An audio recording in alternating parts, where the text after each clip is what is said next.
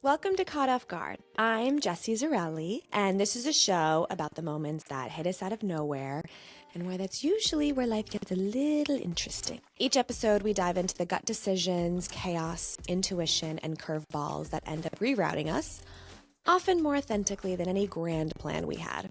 You'll hear from a range of people who have all been caught off guard in their own way, and how those moments pushed them somewhere they didn't expect but ultimately needed to go. Okay, now let's get started. Hello, we're still in May. Thank God. Oh my God, we're almost halfway through the year. I don't know how that happens because part of me still feels like it's January, but then I also feel like I don't understand time anymore. And I'm not even really thinking of time in terms of time. I just sort of accept that I write a new date on the calendar and in my emails, and I look at a new day on my phone, but I'm not thinking in terms of like, that was a couple of weeks ago. Like, it just doesn't make sense for me. But anyway, every now and then I also have to remember the affirmation someone gave me a couple of months ago, which is time bends for me, because every time I say it, time does bend for me. So all I have to do is remember to say it. It's literally that easy. Okay, so a week ago, we had the new moon in Taurus, which was very important for me as a Taurus moon. And whoa, baby, did I need to ground myself. I have just had this experience the last couple of months that has made I felt like I'm floating in the sky and the clouds a lot. And I needed to ground myself and sort of embody this new emotional experience I've been having. And the Taurus new moon gave that to me, which is really beautiful. I feel really grateful. I feel very grateful to be in a place where I am tapped into something larger than me. And so when there is like a collective emotional experience going on, I don't feel alone, and I'm able to move through what I'm experiencing, and I'm also able to find resources that help me because I am not alone in my experience. So normally with these, I kind of want to give like a little update on things that have happened or that I want to share that I think would be helpful. I did see The Devil Wears Prada 2, and I think you should as well. It was really cute. I feel like it knew exactly what type of movie it was, and it just nailed it. The writing was good. The acting was good. I mean, there are great actors in it. The storyline moved along really nicely. It was engaging. It was aesthetically beautiful. It was easy to follow, and it had all of the things that we love in a nice feel good movie. And I just feel like, yeah, it did exactly what it needed to do. I thoroughly enjoyed it from beginning to end. I don't know if I've spent a lot of time really reflecting on it, but I really liked it for what it was. I also, there's the nostalgia of it, of course, but I also really appreciated that they kind of tap into this theme that's happening with the progression of AI and how it's changing industries. So I am still on my Living Libations kick. I have now moved on to getting their tanning oil, which I love. It is so beautiful. It smells incredible, like all of their other products. And then I've also gotten the cuticle oil. The cuticle oil has done a lot more than just make my cuticles not dry. It's been strengthening my nails. This is the first time you can't really see, they're not super long, but this is the first time in probably 6 months that I haven't had short nails because they're not breaking. And what's kind of miraculous about that is I'm back to going to CrossFit several times a week. So I'm like throwing around heavy weights and my nails aren't breaking. So that has been a really, really nice treat. I just put the cuticle oil on a few times a week. I'm sure if I did every day, they would look even better, but I put it on a few times a week and that's really it. When I used to have really, really long nails, I used to have them polished because the extra layers of nail polish and like the base coat and the top coat made it thicker and harder to break. But this is the first time I've put nail polish on since probably November, maybe December, maybe around the holidays. Other than that, I've just had bare nails and it's been pretty light, lovely. And I kind of like having bare nails in the summertime. So anyway, those are the two new things from Living Libations. I really can't recommend this company enough, this brand. The products they're just so wonderful. They are so wonderful. It is such a high vibe brand. They have a product for basically everything you need. I finally did get their mascara. I was able to get it on sale. It was like 20 something dollars off. And it's really beautiful. It's beautiful and it's also really easy to get off, which I appreciate. I sometimes put on a white base coat because I have pretty oily lashes. And so that can stop any mascara from bleeding. I haven't found this mascara to bleed though, unless you're crying, which I cry all the time. So I have gotten to experience what it feels like to wear this mascara and cry. And it does bleed, but throughout the day, like the general, just like going about your day, it doesn't. And it's also really easy to get off, which is really nice. And their makeup remover is so wonderful. It smells so good and it works really, really well. So I have started using this Mary Ruth's Hair Growth Max. I don't think I've mentioned this yet, but this is wonderful. This is wonderful. I got it on TikTok, which you can judge me for that. I kind of judge me for that. But the reason I got on TikTok is because did you know that there are so many things that are cheaper on TikTok? Not everything, but there's a lot of health stuff out there. And there's all of these random discount codes and free shipping that it's way cheaper than going to, X, Y, and Z store. I mean, I think I got it like $25 less, but maybe that was just the first month. But anyway, I've just started my 2 months in, and it's called Mary Ruth's Hair Growth Max, and it contains Listriva, which is clinically shown in women to help grow thicker, fuller hair, improve facial fine lines, wrinkles, and smoothness. I have not really been paying attention to the second part. I mean, I have noticed in general that my skin has been looking fresher and more youthful, so perhaps it's from this. But I have noticed the hair growth occurring, like working pretty much right away, which is amazing. So it comes in this liquid. It's a very, very thick liquid, and a serving is a tablespoon. I will put it, they suggest that you drink it cold, so I'll put it in like a cold brew or an iced coffee, but I often put it in a late morning matcha that I have, and it's enough to sweeten up like the matcha. So I'll do a teaspoon of matcha, half a teaspoon of spirulina, some mixed mushrooms, and then a tablespoon of this, maybe like a drop of stevia and some like almond or oat milk, and that makes it taste really good. The flavor is almond cookie. I don't recommend just eating the tablespoon and pouring it into your mouth. It's way too sweet. It's way too intense of a flavor. It's vitamin. It's just, don't do that. Put it in something. The other thing that I have been taking for quite a while, but it's wonderful, is Carlson's Norwegian fish oil. It's the lemon flavor. So I don't take like the tablets of fish oil anymore. I do the liquid form. Apparently it's better. It's higher quality. And it's again, like just, I think is it a tablespoon? Oh, it's a teaspoon of it. This also lasts you over 3 months. So it's a really good deal. And the lemony flavor does not make it fishy. I started taking more fish oil because last year I was volunteering at a farm near me, and there was another volunteer there, and she told me how she was part of basically a supplement trial years ago in the city where they gave everyone basically the double amount of omega-3s that are recommended, which that recommendation doesn't mean if you're taking more, you're doing something wrong.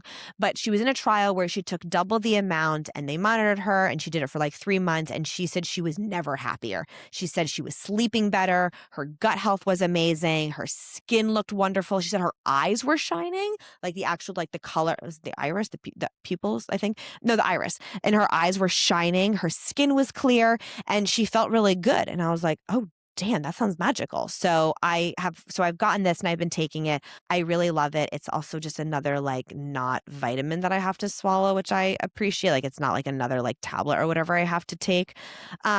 But yeah, that's pretty much it. Like I said, I've been doing CrossFit a little bit more lately, which has been really nice. Part of what drove me to start taking more CrossFit classes is I have been taking a mix of, mat-based Pilates, strength classes, yoga, reformer Pilates, all different types of classes. And I was finding that I've been using my neck too much, like I've been overcompensating. And I was dealing with some smaller injuries.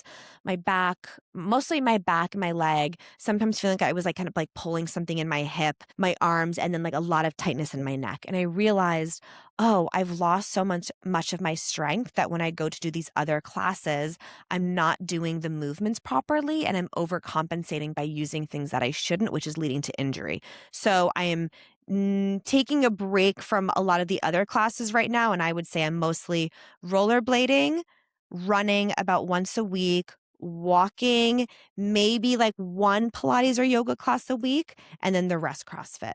And I'm feeling a lot stronger, and I'm also running into a lot more a lot less problems. I feel sore, of course, because I'm like throwing around really fucking heavy weights a lot, but I am having less injuries and I'm just feeling like a stronger foundation. So that's why I'm doing it. We'll see how long I decide to do it for, but it feels really nice. I was kind of afraid to get back into CrossFit because I'd felt kind of obsessive the last time I did it, where there were times where like I wouldn't really want to go to class. Like I'd want to sleep in and give my body a break, but I felt so obsessed with it, I wouldn't let myself. And then I sort of created this world that I was trapped in. So I've been scared about diving into it, but now I'm realizing I don't have that attachment to it anymore, which really leads into the episode in a really nice way, which is about making changes from a place of acceptance and self-love. So I hope you enjoy and see you soon. Hi.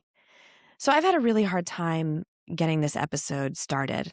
I think I felt like I needed to do another little intro of why I'm talking about what I'm talking about. And I was doing a weird small talk thing, but it's kind of not small talk because I'm not talking to anyone. So it's like small monologue. It's very strange, but we're just going to get to it. So when I was prepping for this episode, I had what I thought were a few different topics coming up, and I was dividing them into episodes. But then as I was taking notes and thinking of things that have happened to me in the last couple of weeks, I realized that what I was trying to do is deliver separately the ingredients to a soup. But altogether, those ingredients make a soup recipe. And so what I'm doing now is I am sharing that recipe with you. Hopefully that analogy makes sense.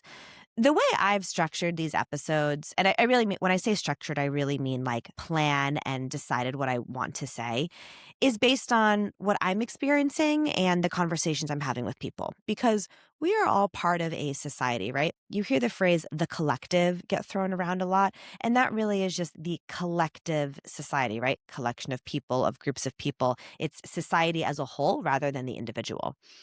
When you're tapped into that, you realize that very often the things that you are going through are not unique to you. That those experiences, whether emotional or like actual measurable experiences outside of you, are being shared by a greater on a greater scale, right? By other people. And the more I share about my own experiences, which requires me to be vulnerable, sometimes in a way that I don't really want to because it's uncomfortable. But as I have pushed myself to be more vulnerable and I share more and more things publicly, and I really just have conversations with people, right? It doesn't have to mean that I'm shouting things from the rooftop and posting on social. It can also just be willing to talk to a stranger and share what's going on, or reach out to a friend and share what I'm feeling.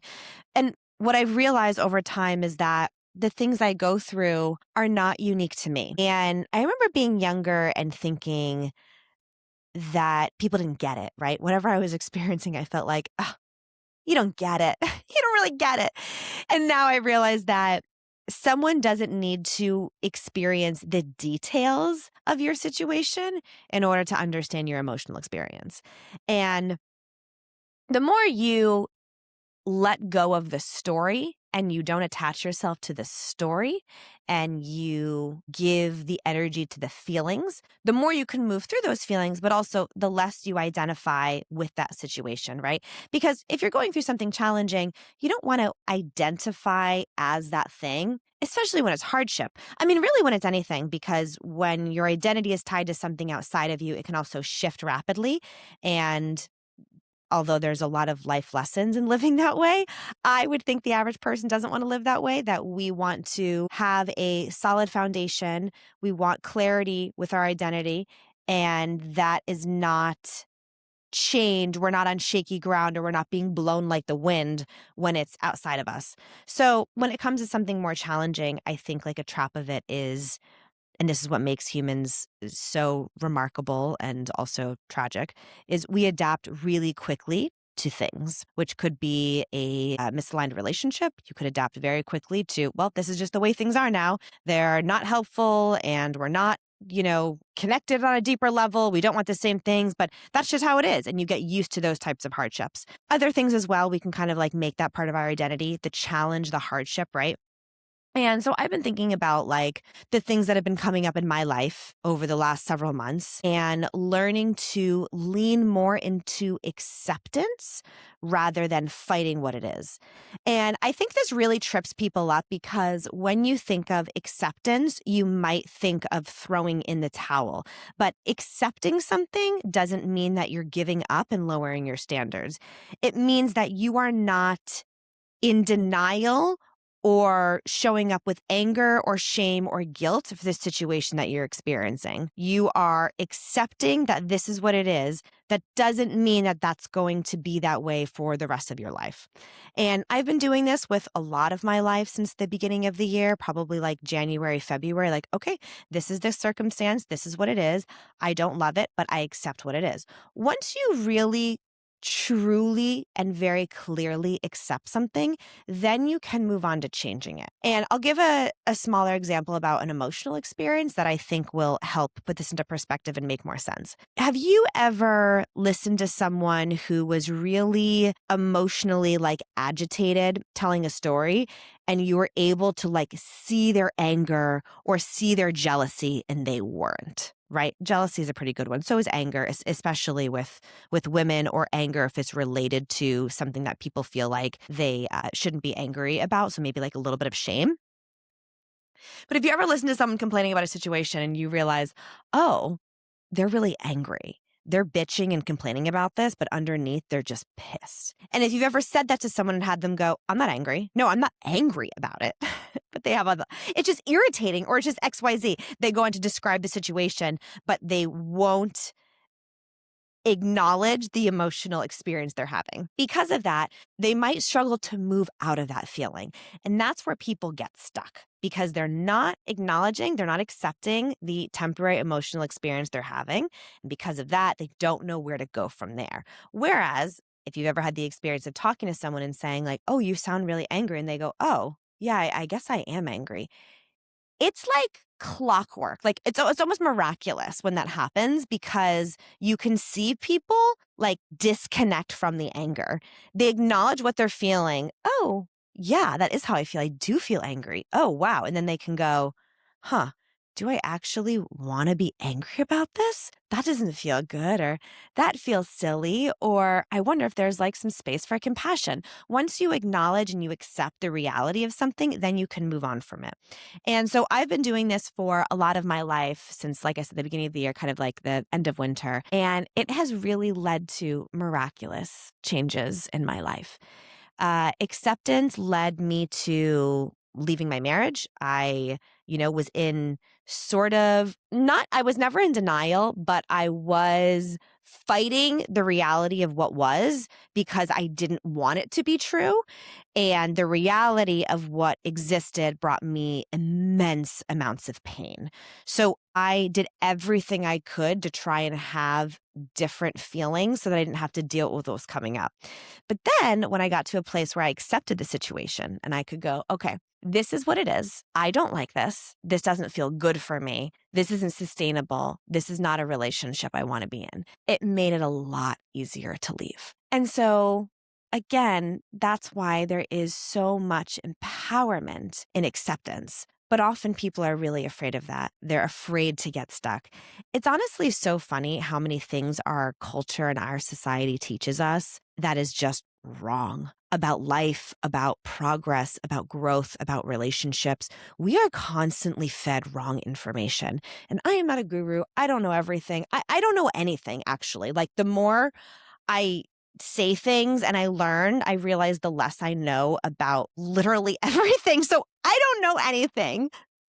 But what I feel like I do know is the stuff we're taught is wrong because I've lived most of my life like that, following the path that's been laid out for us, or the way we're supposed to respond, or the way we're supposed to feel, the way we're supposed to do life. So much of it is just absolute nonsense. And it's so far from. I had a really interesting conversation with a friend of mine over the weekend, and she was saying how she's in a relationship and is, with her soulmate and is so happy, and, they have challenges come up, and she was saying how she doesn't pay attention to modern dating culture anymore. And she hadn't been before even being with this person, because so much of it is not heart-centered and it's so far from love. And I feel that more and more. The more I lean into a heartful space and I listen to my heart and my intuition, the more I see all around us the nonsense that we are fed. So I'm not really going to get into like love and relationship stuff. I talk about dating culture in the last episode, and there is a lot more to be said about that. And I would like to have more conversations with people, because I think it's really relevant for people in their 30s, especially ones who want to have families and a long-term relationship and aren't there yet or right now. They lose hope. I mean, I hear that story all the time. People like, oh, they're 35 and they haven't met anyone and they've just decided that they're going to be alone the rest of their lives. Like, wait, what? 35? You're so young. What are you talking about? The older you get, too, the more you know yourself and the quicker things can happen. Whereas when you're 20, you meet someone, you might need, you still need 5 more years for your brain to develop.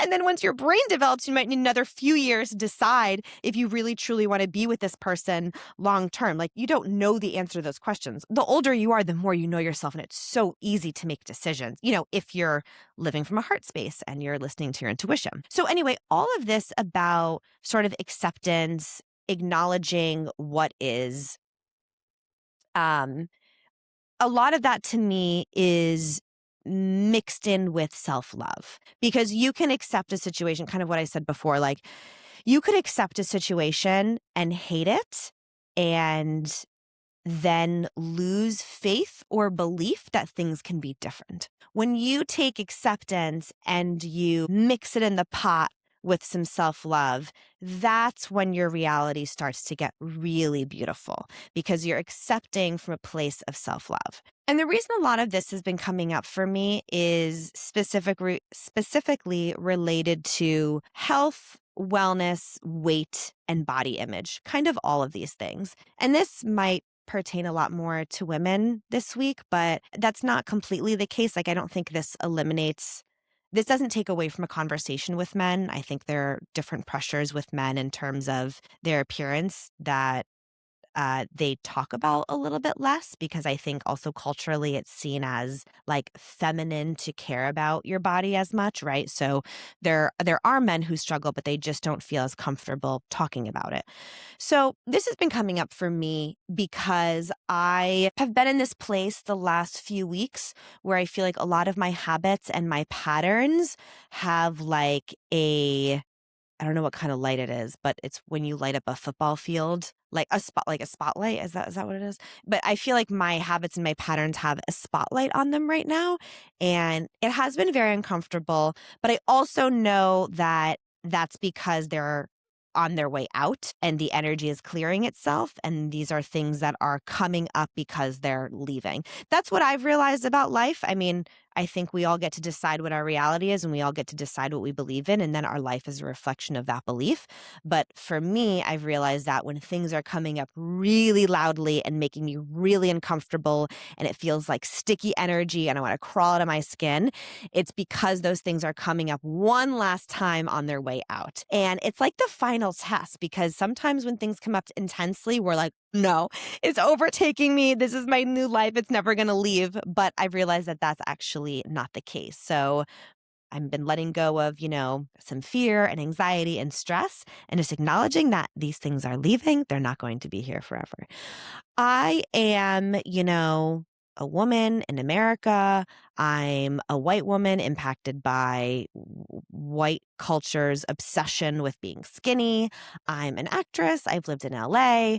Like, there's a lot of body image stuff in my head of what I need to look like, what my body needs to look like, what my face should look like, what size jeans I should be, what my waist size should be. Like, there's a lot of nonsense up there. And like a lot of women, unfortunately, there's been a lot of my life beating myself up for looking the way I did, having the body type that I do, not feeling like I fit in, feeling like I stand out, feeling like I'm not attractive because of my size, like things like that. And it's getting really exhausting and annoying. And last year, in the fall time, yeah, I would say like September, October is when I started to get really sick of myself. And I remember I was on a call with the person who led the shadow work portion of my ayahuasca ceremony. And they said, turn the dial up. All of the things that are irritating you, turn the dial up to 300. And I was really surprised he said that, because I thought he was going to say, if you're being critical of yourself and you're looking at yourself through a critical eye, ease back, be gentle. And he said, no, no, no. What we want to do is just turn the dial up, because if it's really, really intense, you're going to get exhausted of yourself even more quickly. And that, again, that's not about shaming yourself. It's just not turning a blind eye, right? It's facing reality. It's being really present and accepting what's going on, which is, I do not like the patterns that are coming up for me. Instead of, it's not that bad. It was. Oh, just for me. There's nothing, like toxic or unhealthy. It's just, we live our whole lives in our bodies and in our minds. Like we can drive ourselves crazy. I sometimes think of it like a cat. Like a cat never leaves the house that they live in. I mean, you might take your cat on walks. I put mine on a leash sometimes. So she does go outside occasionally, and she's moved a lot. She's been on multiple planes, but by and large, her life exists in this space, right? In the space that I live in. And I've realized that I have to mix things up for her. Cats do like a routine, but I need to mix things up for her sometimes and introduce new things, because her whole life is just in this space. And I've been thinking about that in terms of our bodies and our brains, our minds. We're in this space all the time. And if we're doing the same things and we don't like them, we're going to make ourselves crazy. So that dial has been turned up pretty intensely for me for quite a bit. And it's gotten exhausting. It's gotten really exhausting. And so last year, I decided that I didn't really want to repeat these patterns associated with my weight in my body anymore and with food. I just had really had enough. 2 years ago, I went through a very traumatic experience, and I lost I don't know, something like 15, 20 pounds in a very short period of time, like not healthy. And then I started lifting weights and going to CrossFit. And that was a way for me to de-stress, for me to be disconnected from my reality for an hour a day, and also just to stay healthy. I knew I needed to I'd lost a lot of weight and muscle, and I knew I needed to gain it back again and take care of myself. So I started to put on some muscle, which was amazing. And then from there, I started to put on like a little extra weight, like more weight than I wanted. And then last year I decided, you know what, I don't really want to keep repeating these cycles anymore. I don't like this. I don't want to live like this. I don't want to be gaining and losing the same 10 pounds for the rest of my life. Like, I want this to be over. So I ended up working with a dietitian who I still work with. She's wonderful. She's so good at helping me uncover my habits. And from there, I really just spent a lot of 2025 focused on developing a healthy relationship with food. I read a lot of books. I learned a lot more about supplements. I implemented, small habits like making sure I hydrated enough. I peeled myself away from caffeine again. I've gone through phases throughout the years, and I am pretty good about not drinking all that much caffeine, but I checked in again about that. I started having more like homemade juice and drinking kombucha and all kinds of, little healthy things at home, not eating out as much, being careful about my sugar intake, but from a place of self-care rather than being extreme and all for one, like all in or not doing it at all, because that's been my pattern. I've been pretty extreme throughout the years. I've done pretty much every different type of eating habit, diet that you can imagine. I was vegan for a period. I was vegetarian. I was pescatarian for a little over 14 years, almost 15 years. I've been keto. I've done Whole30 3 times. I've done the paleo diet multiple times. I was alcohol free for a year and a half. I've gone caffeine free I did caffeine free 2 different times for a 30-day period. And then I minimized caffeine in my life for about a year. So I've really tried, and there's many other things I've done, but I've really tried all of the things, and not all of them worked for me, and not all of them are sustainable. But I've learned a lot about myself and just about food and nutrition through doing them, which I feel extremely grateful of, to have all of this this nutritional information. But again, I've come back to, I don't know if I want to live my whole life like this. Like, this is fun for a month, but I don't know if I want to live in this space long term. And so this whole last year, I didn't do any type of dieting. I was heavier than I wanted to. Like, I weighed more than I wanted to weigh.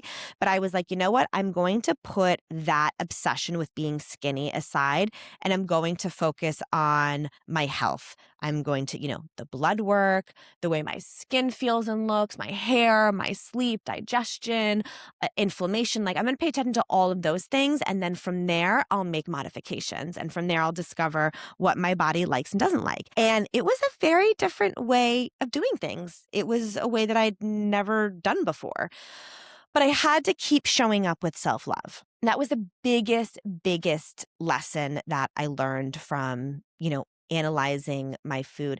Actually, analysis is not an accurate explanation. I wasn't analyzing my food. I was observing and gathering data. Yeah, that would be a better way of wording that. But what I realized is that a lot of people, I think, are afraid to do things like that. They're afraid to reflect on their habits because they feel like it could start up maybe an eating disorder they've had before, or some unhealthy, like toxic eating habits. What I found is approaching it through a place of self-love and acceptance allowed me to truly see what wasn't working and then make changes from there, right? That's part of why, besides people who are trying to gain muscle, right? Maybe they're doing some body recomp or they're lifting really heavy or what have you. But people who are told to track their macros, their calories, that is to have information to observe yourself and then accept where you are so that you can make changes. Because again, like I said in the beginning, you can't really make changes if you don't know what you're working with and you don't know what your starting point is. Counting calories is not really for me. I do better with just having an idea of like what my macros are. Like, okay, I had breakfast with high fat, like the rest of the day, like I can, balance things out. Or I didn't have a lot of protein at breakfast, I'll catch up for lunch and dinner. Like, having those things in my head has been more helpful for me, but I don't really want to get into nutritions for this episode. What I really want this to be about is the self-love and acceptance when you are going about creating change in your life. When you love yourself and you accept what is, you don't create a lot of space for shame or guilt to overtake you. Shame and guilt might come up. It's kind of like they're in the back passenger seats and they're piping up every now and then, but you're easily able to quiet them down, answer their question, or just turn up the music and not hear them rather than having them, drive the car, which is how I realized that I was living a lot of my life, which also took a lot of power away, right? It took a lot of power being in a place of like constantly gaining and losing over and over and over again and feeling like if I wasn't a certain weight, then I wasn't attractive. So it is still something that I am it's a skill that I'm learning to hone even more, the self-love and the acceptance of where I am. But I also very much believe in living a little bit delusionally. And that's not a controversial statement because we are all living in a delusion. Like, whatever it is that you believe about life is not, I guarantee you, not what somebody else believes about life. There might be some things in common, some beliefs in common, but all of the beliefs you have about life, I guarantee there is not another person on the planet that shares all of those beliefs about life with you, which is why you are living in your own delusion. We all are. So it's a matter of what do you want that delusion to be? So like I said, I think that I had a lot of change come up for me in the month of April and the beginning of and May as well. But that was from a place of like accepting what is, but not completely living in it. So like acknowledging that these are the circumstances,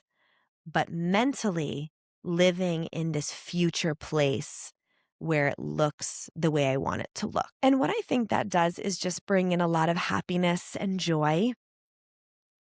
And it brings in this feeling of trust.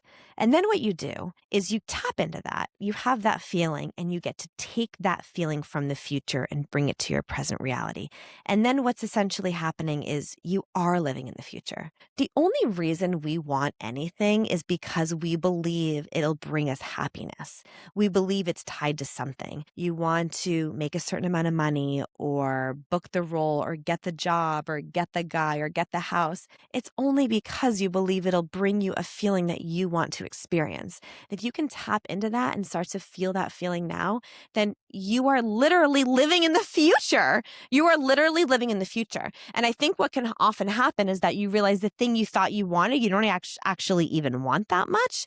And that's a little bit of the like surrendering, letting go. So kind of tying this back to this self-love and acceptance of like what is, but not living in that space. That has led me to making better and healthier decisions for myself, right? It didn't mean that I went, oh, I'm living in the future where my body looks this way, which means I'm going to just eat like shit and not take care of myself and not exercise. No, it meant I felt into what it meant to, look the way I'd like to look in a healthy, sustainable way. I bring that feeling to me now, and then that leads to different decisions I want to make. Oh, I think if I am living my life that way, then I probably don't do this anymore. Or maybe I do X, Y, and Z a little bit differently. For me, a big thing has been about sleep. That's been something that I've really improved the last year. Lately, something that's been coming up for me is my sugar intake. I've never really had a sweet tooth, and I've gone a lot of my adulthood eating pretty minimal sugar. But the last year, I feel like I've consumed more sugar than I have in like 10 years combined of my life. There was something about being evacuated from the fires. I spent the month in San Diego, and I feel like the first 3 weeks I consumed more sugar than I had in probably the last year of my life. And that's fine. It was a vice. I was there with a friend. We would get lots of like candy and froyo and whatever, and that's what I needed them. But then some of those like habits and the desire to eat sugar stayed with me for a long time. And I've been looking at that differently rather than like, well, I'm not eating this because it's so bad for me and I think that thing is going to make me gain weight or look bad. I've just been going, yeah, I think I want to take a little bit of a break from sugar. And I don't make it mean this big thing that's like life altering or that I'm like taking away from myself or lacking. It's from a place of self-love. I'm going, okay, I've been consuming more sugar than I'd like. I want to take a break. I want to scale that back a little bit because I want to feel good. And my intuition is really just telling me to do that, right? That's also why I had taken a break from drinking for a year and a half. It was just listening to my intuition and then feeling really good. And it was from a place of self-love. And then when I wanted to have a drink, that also felt like it was coming from a place of self-love. And I've gone through periods where I'm like, okay, I've had like, a drink a week the last couple of months. That doesn't feel good. That feels like too much for me. Then I can scale it back. But it's really just tapping into how I feel and then wanting to take care of myself. So yeah, I wanted to share that because I think sometimes people feel like if they accept what is that they throw in the towel and they don't take care of themselves. And it's actually the opposite that happens. That's what I mean about like, there's so much shit that we've learned that is like totally not true at all. I've also been reflecting just a lot on beauty culture in general and what we believe is attractive. And one of those things, kind of like I said, like this skinny culture that we're pretty obsessed with, like being the absolute smallest versions of ourselves. Yes. Are a lot of Americans really overweight and unhealthy? Yes. Is it important to have a certain weight range for your heart health, etc.? Yes. Have they discovered that the BMI is not an accurate depiction of someone's health? Yes. Oh my God. There are people who are incredibly muscular who are, 20, 30 pounds over the weight they quote unquote should be for their height. They're way healthier than anyone they know, but they're considered overweight or, what have you according to the BMI scale. So there are a lot of things too that are just like completely irrelevant. But yeah, the obsession with skinny, I've really been thinking about that a lot and why we have bought into that so much and this like obsession with losing weight. And, we want something again because we feel like it's going to bring us a feeling that we want to experience. And why would we want to be skinny? Okay, because we have been taught to believe that the skinniest version of yourself is the most attractive. And if you want to be the most attractive version of yourself, it would mean being skinny. Okay, so you're skinny, you're accepted by society, you believe you're the most beautiful version of yourself, you believe it'll lead to you meeting the love of your life or making friends with cool people or being respected or admired or having other people tell you you're so beautiful or to lead to other opportunities. What I've found though is the most beautiful people are the people who are really confident and love themselves, who wear whatever the fuck they want to wear. They still take care of themselves, but they wear whatever the fuck they want to wear and they show up with like magnetic energy. That has nothing to do with weight. Like, yes, okay, there might be like a healthy-ish range in there, depending on, it's difficult to like kind of change your standard of beauty, but it's really all about the energy behind it. There are plenty of people who are really skinny and quote unquote, beautiful according to society standards who are you don't want to be around them. You don't want to be around them because it's an energy thing, right? So I've been thinking about that a lot, like this obsession with skinny. What happens if I let go to that? What does that mean about me? Am I giving up on something? Am I not taking care of myself? Am I not being the best version of myself, right? Like, okay, what if I still do want to lose a few pounds because I just want to feel like a little bit better? Or maybe I don't want to go out and buy all new clothes. That's fine. How can that come from like a loving place rather than I need to be this thing? Otherwise, I'm not worthy or I'm less than. I'm just really getting over that. I also very much believe that aging, quote unquote, aging and looking older the older you get is kind of bullshit. I look at pictures of myself from 4 years ago, 3 years ago, 2 years ago. I look younger now than I did then. And that's because I am so much happier. My stress levels are so much lower. I'm more fulfilled. And that has led me to being healthier and taking better care of myself. It's led me to making all kinds of health decisions for my benefit, for my long term benefit.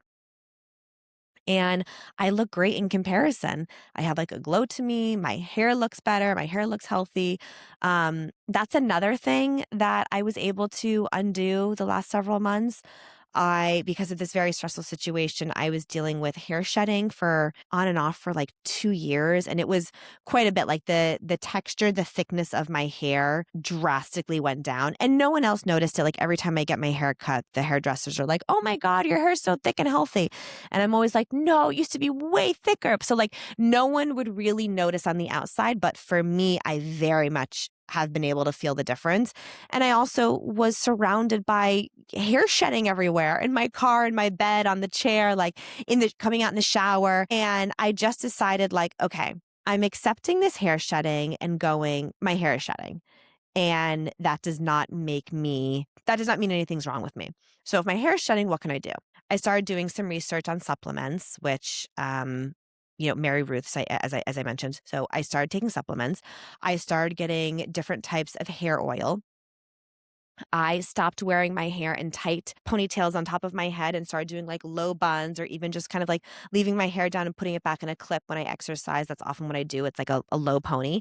I stopped using as many heat products. I wear a hat a lot when my hair's in the sun. So I accepted what was, and then I made healthy decisions, right? After recognizing what the situation was. But then I also lived a little bit in the delusional future, which is I went, okay, rather than feeling stressed about my hair, rather than constantly checking if there's hair shedding, rather than obsessively checking my brush and the drain and waking up and looking at my pillow and my sheets and checking the car and seats when I get up and like my yoga mat when I work out, I'm not going to do that anymore. I'm just going to tell myself that the shedding is over. The shedding is over. The shedding is over. The shedding is over. My hair is really thick and healthy. within a week, my hair stopped shedding.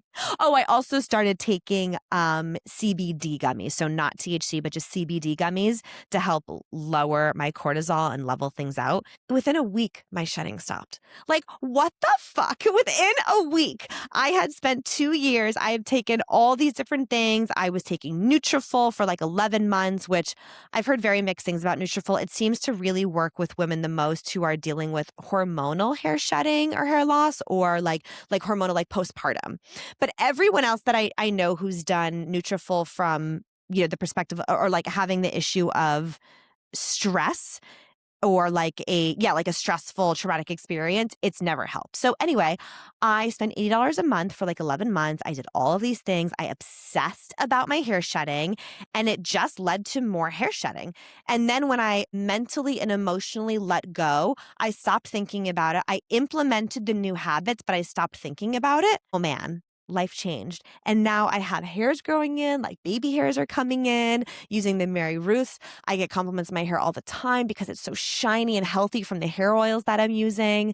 I also feel like really high vibe about all the products I use, the products and supplements. Like, it feels very aligned, and I feel like I'm taking very, very good care of myself. So that I just thought is like a cute example.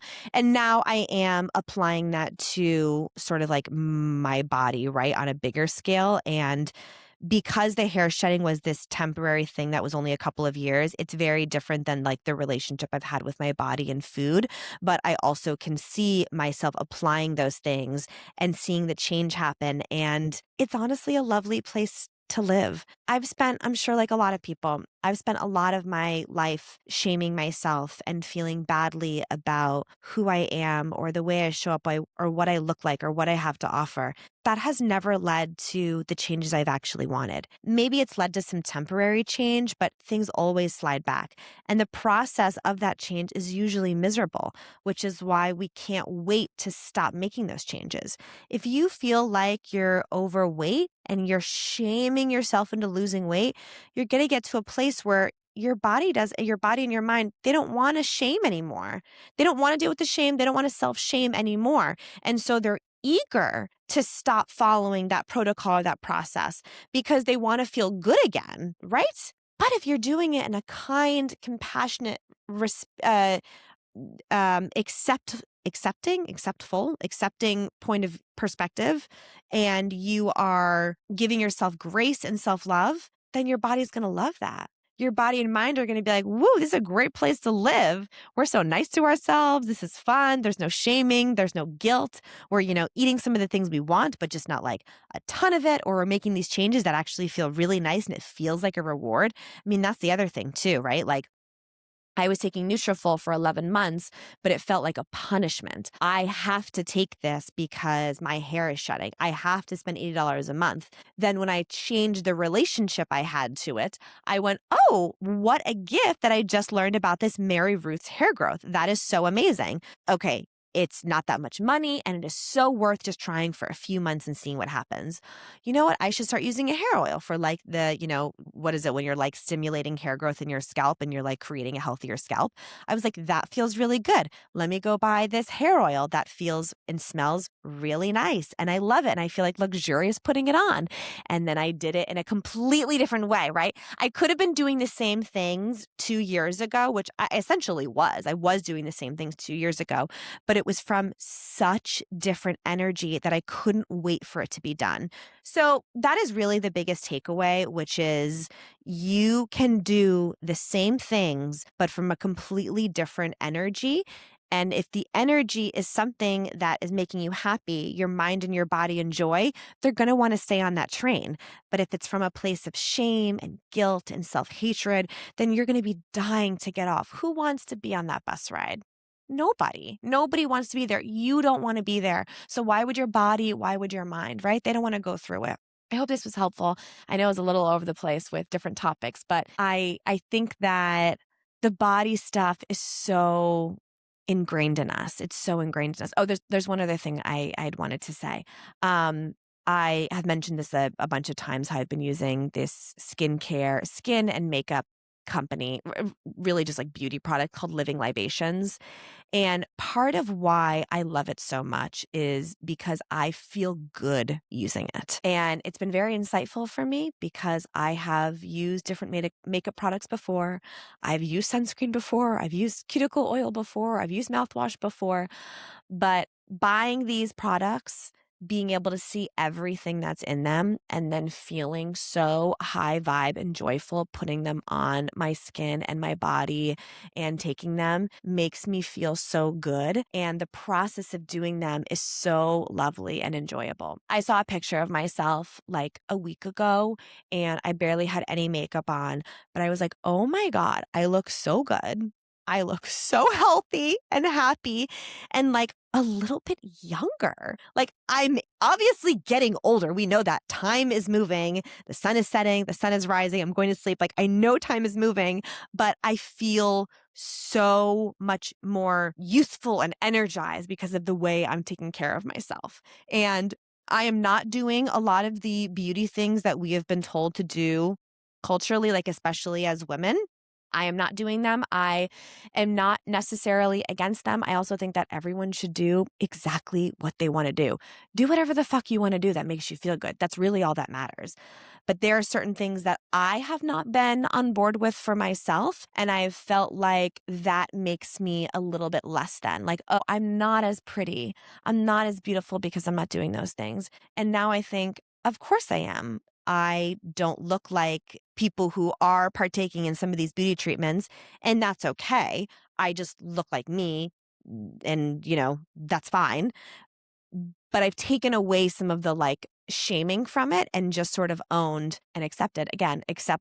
This is the way I feel about that. And that's fine. I don't have to make that mean there's something wrong with me or shame myself for not wanting that. Right. So anyway, I hope you enjoyed.